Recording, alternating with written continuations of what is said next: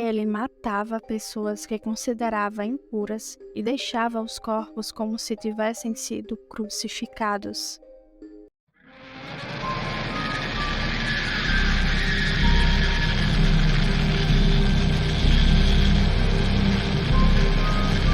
Por favor, se inscreva no canal para que assim que um vídeo novo seja lançado, você tenha acesso a ele.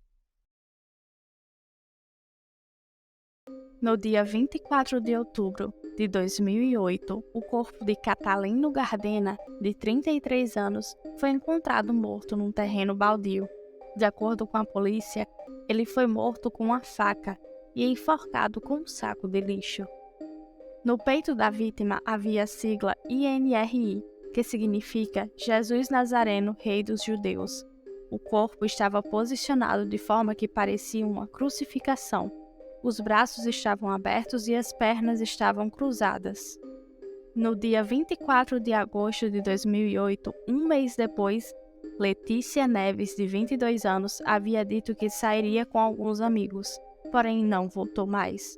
O corpo da mulher foi encontrado despido em um cemitério, também em forma de crucificação.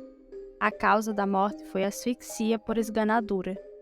A população estava com medo. A polícia não admitia que se tratava de um serial killer, mas os moradores sabiam que era e já tinham entendido parte do modus operandi do assassino. Ele matava todo dia 24 de cada mês. Assim, no dia 24, os comércios fechavam mais cedo, os pais não deixavam os filhos saírem de casa, as ruas eram desertas. O caso também tomou conta da mídia brasileira e era chamado de Crimes da Cruz, enquanto o assassino ficou conhecido como o Maníaco da Cruz. No dia 24 de setembro de 2008, duas adolescentes saíram para um show de uma banda sertaneja que estava tocando em Rio Brilhante, no Mato Grosso do Sul, em comemoração ao aniversário da cidade. O show foi um fracasso de público. Carla, uma das garotas de apenas 17 anos, decidiu que queria ir embora dali. Carla chegou a tentar ligar para a mãe, porém seus créditos haviam acabado. Assim, ela foi num orelhão próximo e entrou em contato com a mãe, que inicialmente tentou pedir um táxi para a filha, mas depois de não conseguir, pediu para um conhecido ir buscá-la. A mãe então liga de volta para a filha para avisar, porém Carla não atendia. O que aconteceu enquanto Carla esperava que sua mãe retornasse a ligação foi que uma silhueta masculina apareceu na sua frente. Outro fato bizarro é que se você ainda não se inscreveu no canal, então já se inscreve aí e curta o vídeo. Ao se aproximar mais dela, Carla percebeu que era um homem com roupas pretas, com cordão de pentagrama. Ele estava com olhos, lábios e unhas pintados de preto e estava portando uma faca. O homem chamou Carla de vadia e mandou ela ir andando. Assim, os dois ficaram passeando por alguns minutos, e durante esse passeio, o homem disse a Carla que a libertaria de seus pecados e mandaria ela para o céu caso ela passasse numa entrevista. E foi aí que começou a tal entrevista. Ele perguntou se Carla acreditava em Deus, ao que Carla respondeu que sim. Depois perguntou se ela era virgem. A garota também deu uma resposta positiva. Depois disso, ele perguntou quantos namorados ela já havia tido, e obteve como resposta nenhum. Por último, o homem perguntou qual era a opção sexual da adolescente, que afirmou ser hétero. Enquanto isso, a mãe de Carla ligava desesperada para a filha para saber o que tinha acontecido. Depois de mais de 2 horas de entrevista, ele finalmente deixou Carla ir e disse para a garota que ele havia saído naquela noite para matar uma vadia, porém havia encontrado Carla, que de acordo com ele, era ingênua e que ela estava livre. Esse teria sido seu terceiro crime. Felizmente, Carla escapou. Porém, isso não satisfez o assassino. A polícia de Rio Brilhante, na época, não tinha experiência com esse tipo de crime, e cada vez mais a pressão interna e externa crescia. Assim, eles juntaram forças com outras polícias de cidades vizinhas e da região. No dia 7 de outubro de 2008, o corpo de Gleice Kelly, de 13 anos, é encontrado em uma construção. O corpo também estava em formato de crucificação.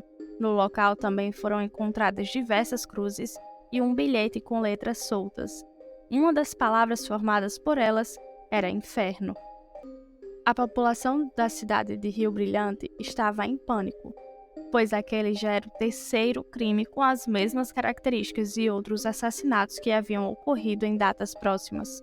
A polícia estava sendo muito pressionada, até que eles encontraram uma pista no Orkut. Na página de recados da garota havia uma mensagem suspeita de um usuário com o nome de DogHell666. Quando verificaram o perfil dele, perceberam que era gótico, tinha várias fotos no cemitério, além de algumas fotos que simulavam rituais satânicos. Nas comunidades do usuário, a polícia encontrou diversos grupos suspeitos, como Eu Adoro Cadáveres, Necrofilia, Eu Lambo Meu Sangue, Morte, As Góticas Vadias, Eu Não Tenho Medo do Seu Deus, dentre outras bizarrices. Porém, essas pistas não eram o suficiente. A polícia precisava de algo mais concreto. Assim, pediram que o sigilo telefônico de Grace Kelly fosse quebrado. E os investigadores descobriram que havia um número desconhecido que ligava para a garota, mesmo depois de sua morte. Dessa forma, descobriram que o número era do DogHell666. Ele era um garoto menor de idade que também morava em Rio Brilhante.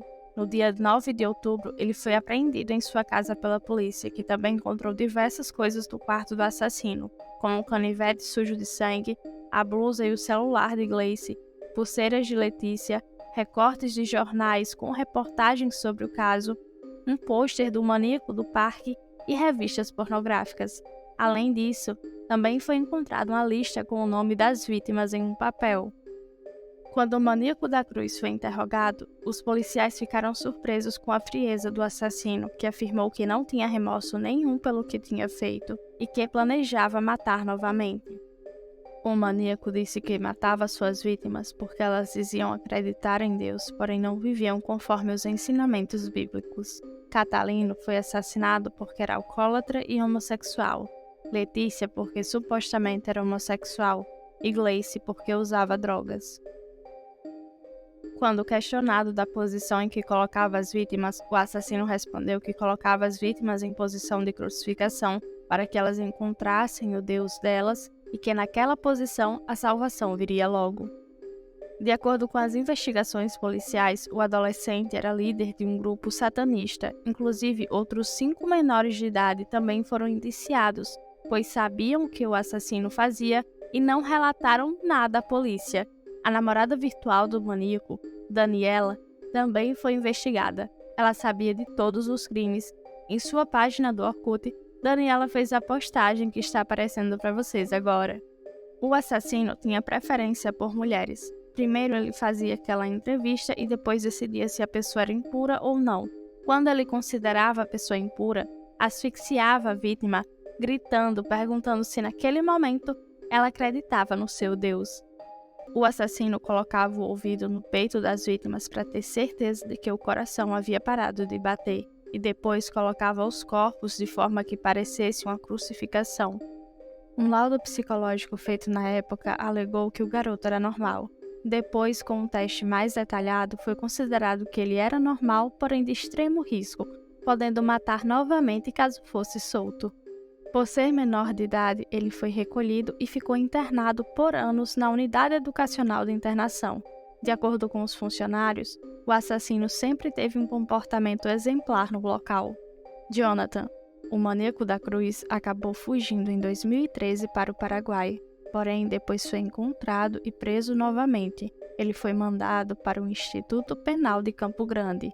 Durante esse tempo, ele chegou a cursar gestão ambiental. Cumpriu toda a carga horária do curso, mas não entregou o TCC e nem realizou as atividades extracurriculares obrigatórias. Quando ele foi encontrado, as autoridades paraguaias também encontraram anotações de ódio contra cristãos, o que indicava que Jonathan estava pronto para matar novamente. Pelas anotações é possível identificar que ele planejava uma revolta contra os cristãos por meio de uma nova ordem. A dona da pensão em que ele estava hospedado disse que não sabia e que ele parecia ser um bom rapaz. Também afirmou que recebeu pagamento adiantado. Um brasileiro viu o rapaz e disse à dona da pensão que conversou com sua filha e as duas pesquisaram e tiveram certeza que aquele era mesmo Jonathan. Assim, denunciaram para a polícia. Em 2017, foi realizada outra consulta psiquiátrica em Jonathan. que foi diagnosticado com transtorno de personalidade antissocial e homicídio em série. De acordo com a médica psiquiatra, ele apresenta baixa tolerância às frustrações, falta de empatia e ausência de sentimentos de remorso ou culpa. Para a psiquiatra, a medicação nesse caso não funciona. Assim, Jonathan não está recuperado e ainda apresenta um risco à sociedade. Jonathan ainda é vivo, até o momento desse vídeo ele tem 31 anos e ainda está preso. Agora lembra da Carla, a vítima que ele não matou? Pois bem, na época ela chegou a dar uma entrevista e disse que enquanto ele falava, percebeu que o adolescente era peculiar. Então respondeu a todas as perguntas dele, tentando não contrariá-lo. Ela disse que pensou o tempo todo que não sairia viva dali. Para quem se interessou pelo caso e quer saber mais sobre, tem diversas manchetes da época sobre o assassino e também recomendo os outros diversos casos do canal.